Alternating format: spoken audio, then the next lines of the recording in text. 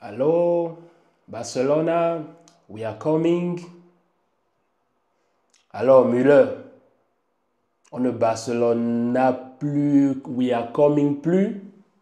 On ne fait plus ça? Ou bien la vie t'a rendu humble?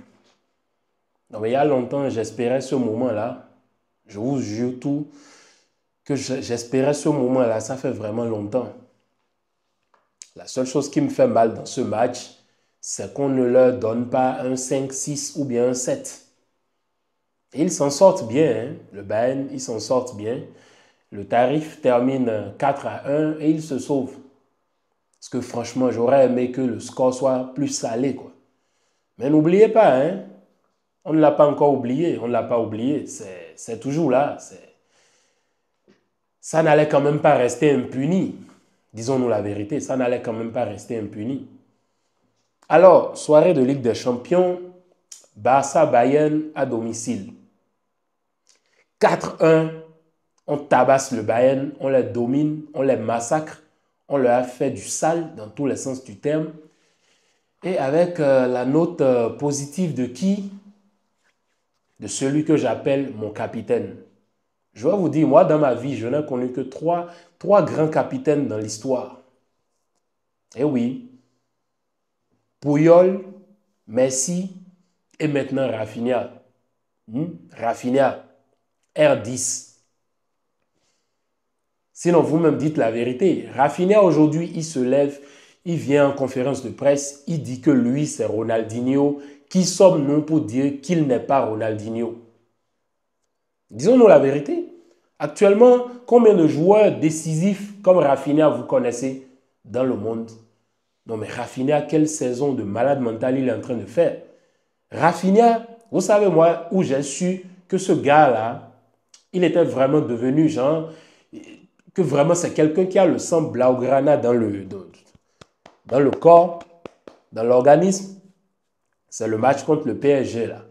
Non mais franchement, vous avez vu à la fin du match comment il était, comment les sentiments, comment ça se véhiculait dans son corps, dans ses veines. Depuis ce match-là, Rafinha, il est devenu autre chose. Ce n'est plus notre ami, Rafinha, ce n'est plus notre ami, il ne rigole plus. Dites-moi, depuis ce match-là, qu'est-ce qu'il ne fait pas? Il fait tout. Récupération, contrôle, passe, gestion du tempo, les buts, les passes décisives. Il est dans tous les registres que vous voulez en attaque. Et il joue là où il veut. Il joue dans la position où il veut. Vous imaginez le niveau d'adaptation de Rafinha, mais c'est incroyable. Le glow-up dans le jeu, la manière dont il a gagné en maturité, il est devenu plus létal, plus mature dans le jeu. Non mais Rafinha, franchement, chapeau. Quand bien même il y a des matchs où il est éclatasse, mais la note sur la longue, sur l'ensemble, non mais c'est incroyable. Alors le Barça qui tabasse le Bayern Munich, mais franchement ça fait plaisir. Vous ne me voyez pas sourire parce que j'ai mal, parce que j'aurais aimé que l'addition soit plus salée. Quand le match commence, vous-même vous savez, dans le précédent débrief, je parlais notamment du fait que Koundé, les buts viennent du côté de Koundé. Et c'est ce qui s'est passé aussi dans ce match. Koundé, je ne sais pas, mais depuis quelques matchs, c'est un peu comme s'il était devenu un maillon faible. C'est pas comme si son niveau a baissé, mais le danger vient toujours de son côté. Mais bon, on encaisse un but. D'abord, c'est nous qui marquons premièrement. Non, mais c'est qu'en 5e seconde. Il faut voir comment le jeu débute. C'est là que vous voyez que les gars... En fait, Flick, il a su, franchement, et je ne sais pas, injecter ce truc-là dans les veines de ces joueurs où même quand le match commence, ils ne perdent pas la concentration. Dès que le match commence, ça commence à presser haut. Ça commence à asphyxier l'adversaire. Et c'est ce qui se passe dans ce match. Le match commence à peine et vous les voyez déjà, le pressing, mais regardez la sortie de balle. Tac, tac, ça va vite. Et Rafinha qui va tout seul, il se retrouve devant Neuer et il crucifie Neuer avec le plus grand des calmes. Avec le plus grand des calmes, il crucifie Neuer. Rafinha, mais c'est un nerveux. Rafinha, ce n'est pas notre pote. 55e seconde, première minute de jeu, et lui, il a déjà marqué son but. Il était venu déjà pour montrer que dans ce match, il est venu pour s'imposer, il est venu montrer qui est le patron dans ce match. Hier, triplé de Vinicius, aujourd'hui triplé de Rafinha. Vous vous attendez à quoi? Le duel est là, le duel est lancé. C'est un duel de cadors, c'est un duel de costaud. Rafinha, c'est pas notre pote. Non mais franchement, qu'est-ce qu'il est? Il est ouf quoi. J'en parlais avec des amis, mais en vrai, je commence l'analyse, mais je reviens encore sur Rafinha. Parce que, mais quel match! Il n'y a qu'à voir tous les buts qu'il marque. Et il n'y a qu'à voir même dans le jeu ce que le Barça te propose. Non, mais comme je le disais tantôt en défense, mais d'abord, Iñaki Peña, c'est lui qui me faisait le plus peur et je l'ai même publié sur mes réseaux. Je disais, ah, le seul problème qu'on a dans cette équipe, c'est qu'on a Iñaki Peña. Bon, heureusement, sur les, je ne sais pas, 11 ou 12 frappes du Bayern Munich, on ne leur laisse que cadrer 3 frappes. Et sur les 3 frappes cadrées, il y a un but. Heureusement, parce que ça aurait pu être pire. Non, mais en défense, quel boulot de Baldé. Baldé, mais quelle bonne note aujourd'hui. Moi, il m'étonne dans ce match. Baldé, il m'étonne. Quelle solidité. Après, tu as l'autre bandit, là, le tatoué de partout, Inigo Martinez, l'homme de la cahier. Impeccable en défense centrale. Avec Koubarsi aussi, providential, qui est tout le temps là à te casser les lignes comme il le faut. Non mais, quelle justesse, quelle manière de lire le jeu, mais quelle lecture de jeu de Koubarsi. Non mais, incroyable. Après, tu as Koundé aussi qui te fait un bon match, mais quand bien même le but vient de son côté, mais Koundé, il a réussi quand même à éteindre Davis, Guerrero et même Kimmich. Il ne leur a pas laissé le temps de proposer quelque chose. Et un milieu de terrain, le double pivot dont on parle toujours, Pedri, Casado. Non mais Pedri, mais quand on voyait la physionomie du match, quand ils vont à la mi-temps 3-1, je me dis non mais ce match, normalement en deuxième mi-temps, il faut qu'on monte à 5-1 au moins. Avec le match que Pedri et Lamine sont en train de te faire. Et Casado, que dire de Casado? Il est petit comme ça, même pas 1 mètre, 90 cm. Mais regardez comment il fatigue les gars sur le terrain. Non mais le milieu du Bayern Munich éteint. Müller, on ne Müllertise plus. On ne fait plus les ah. Vas-y, fais ah. Müller, vas-y. Vas-y, fais-le. C'est là où vous voyez que cette équipe du Barça, elle a totalement changé. Elle a totalement changé. La dupe Pedri Casado, mais c'est du sale en milieu de terrain. Quelle domination, quelle manière de jouer, mais quelle manière d'éteindre. Incroyable. Après, on a Fermin. Non, mais franchement, Fermin, mais quel altruisme dans le match. Moi, le match commence, je me dis, il est perdu. Ah, Fermin, il est perdu. Mais il n'était pas perdu. Quel altruisme. 2 passes décisives de Fermin. Non, mais ce gamin, il est incroyable. Mais regardez ce qu'il fait à Kim. C'est tellement intelligent. Après, les autres disaient, il y en a, j'ai vu des gens qui se plaignaient déjà sur les réseaux, dans les groupes WhatsApp et tout, comme quoi, non mais Firmin a commis une faute, que le deuxième but c'est un scandale. Non mais je suis désolé. Je suis désolé. À ce moment-là, il faut être intelligent. Qu'est-ce qu'il fait? Il ne touche même pas à fond, hein. Il fait juste ça. Et Kim aussi qui pense que, ouais, mais Kim aussi, il ne tombe pas.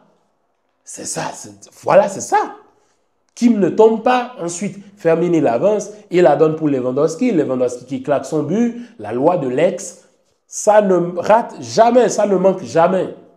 Lewandowski qui met le but. Alors que Harry Kane avait déjà égalisé. Et quand vous voyez comment le match allait, la manière dont les deux équipes défendaient, on sait que c'est deux équipes qui ont pratiquement le même style de jeu. Surtout dans la manière de défendre haut.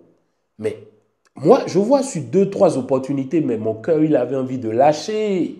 Je me disais, mais qu'est-ce qu'ils sont en train de faire? C'est quelle manière de défendre ça? Parce que si tu rates là, si tu n'es pas juste et que tu rates, ça cause ce que ça cause. Et c'est ce qui a amené au but d'Harry Kane. Gnabry se retrouve seul. Il part, le boulevard. Après, il centre pour Kane et le but rentre. Mais quand même, ce que j'aime dans cette équipe du Barça, c'est qu'ils ont au moins ce mental-là d'aller la chercher. Mais c'est incroyable. Vous vous souvenez que à l'époque, le Barça, quand le Bayern égalise là, c'est fini. C'est mort. Ils vont danser sur nous, ils vont nous doucher, ils vont nous passer dessus comme un rouleau compresseur. Mais cette fois-ci, non. Les gars sont restés solides, ils sont restés focus. Ils ont joué au football. Ils ont joué comme des bandits aussi. C'est pas comme si le Bayern ne se procure pas des occasions, il se procure des occasions. Mais le Barça a plus d'occasions que le Bayern. Plus d'occasions que le Bayern. Vous imaginez qu'on cadre 4 fois au goal et on met 4 buts. C'est ce qu'on appelle être létal, être clean, être clutch devant le goal. Et le Barça a su très bien gérer les temps forts et les temps faibles dans ce match. Non, mais incroyable.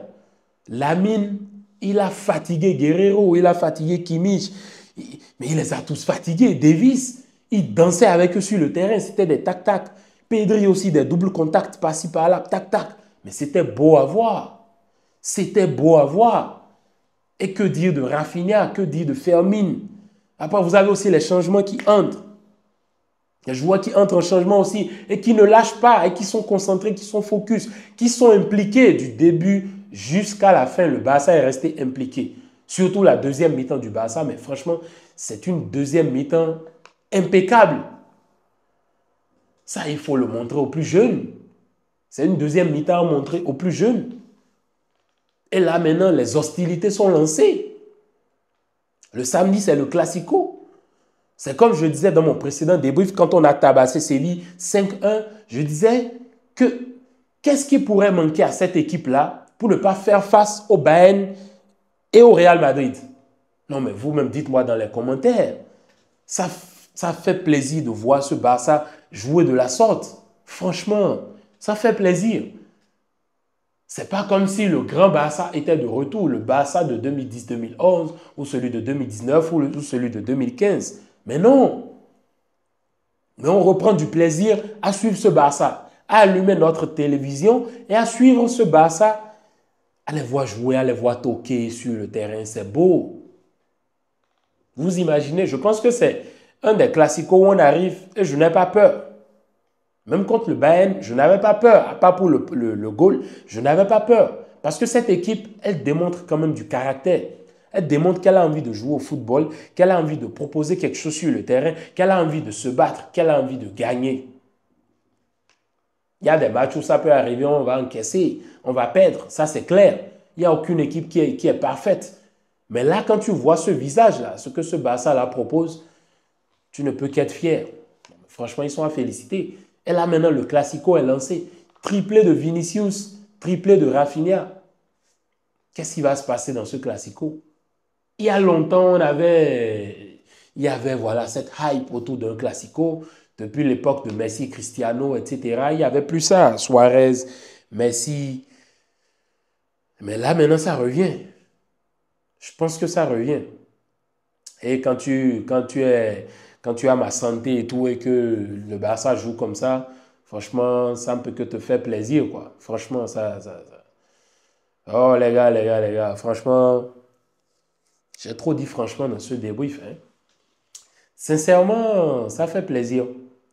On tabasse le Bayern Munich. Dommage, il n'y a pas de match aller-retour. J'aurais aimé voir un retour contre le Bayern. Bon, le Barça qui prend les 6 points. Et puis voilà, on a 3 points plus tôt, ça nous fait 6 points maintenant. Non, mais il faut avouer quand même que cette Ligue des Champions, elle est difficile, hein. Elle est difficile. Vous imaginez 3 matchs et puis tu n'as que 6 points. Et quand tu vois le classement, tu es 10e, si je ne me trompe pas, ou 9e.